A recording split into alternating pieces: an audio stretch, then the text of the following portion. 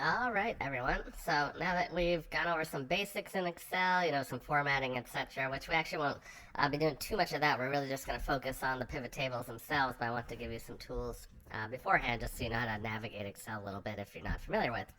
Nonetheless, in this video, I want to introduce you to sort of the data set we're going to be using. This is real data. It's from over 10 years ago. It's kind of dated, but that's not the point of it. I mean, it still works, obviously, for our purposes. Um, it's from a real estate company, so they were basically tracking in Excel all their deal flow, basically.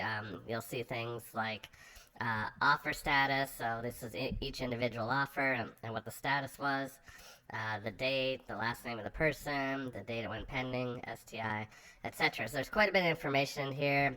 Property type, neighborhood, the agent, the list price, the offer price, the final price, which would be the sale price if a sale did go through.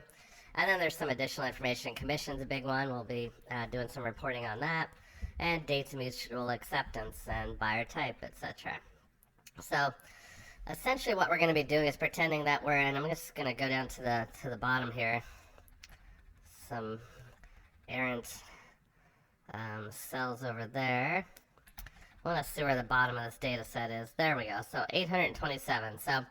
So imagine, you work for this company and it's your first day on the job and you're given this data set. Your boss comes in and say, hey, here's all of our transactions for the last year. Looks like this spans quite a bit of time, or at least a year. This all seems to be 2006. So here's the data set for 2006.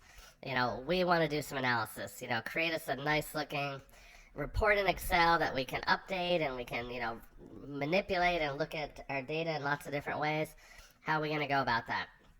So, you're given 2 days to do it. Well, what are you going to do? So, first of all, pivot tables, the way to go, and pivot charts. So that's what we'll be focusing on in this course. So we're essentially going to play the role of yourself at your job. Here's your data set. What can we do with it to make some pretty cool reports? So just some other notes on pivot tables. In order to make nice pivot tables, and obviously we're going to get into like the specifics and kind of step by step. So first thing, you need a big data set, which we have here. So, it wouldn't make sense to make a pivot table on 3 lines of data. We have 800 plus lines, so this works. You definitely need it to be in sort of an organized fashion like this is, with different column headings.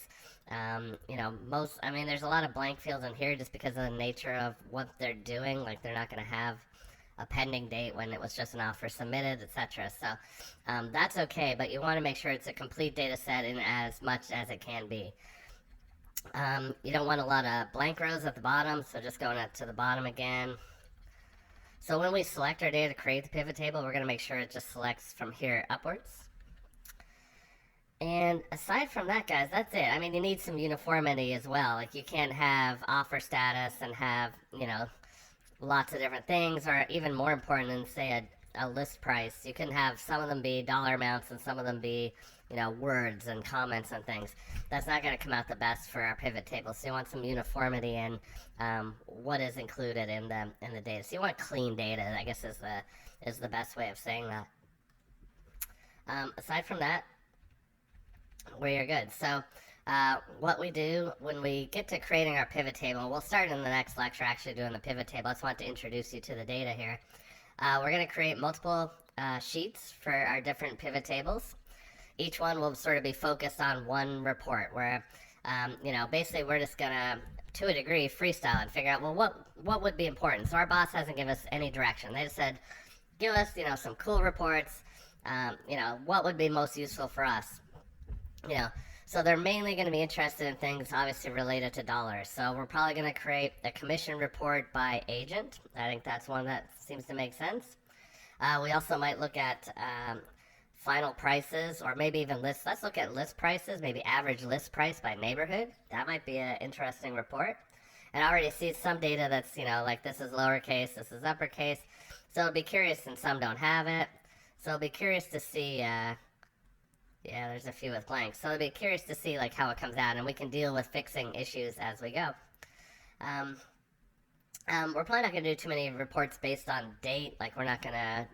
There's not too much we can calculate, ultimately, when we're doing the pivot table, we're trying to calculate something. So sums, averages, counts. I mean, we could do counts, on different dates, like how many houses closed on in December and January, etc.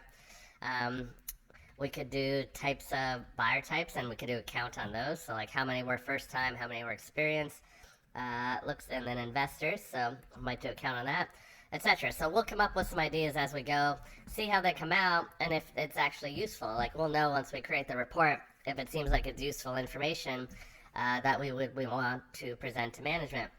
So once we create all of our different pivot tables, we'll then create a dashboard, sort of a one-stop location for them, where we will combine all those charts into one master dashboard, and then we're going to give them some functionality where they can choose different things in. So maybe they want to filter out by agent, so they want to see all the different reports filtered by a specific agent or a specific neighborhood, etc. So it should be pretty cool. You're going to like what we come up with. That said, let's end this lecture, and the next one, let's get started on creating our first pivot table.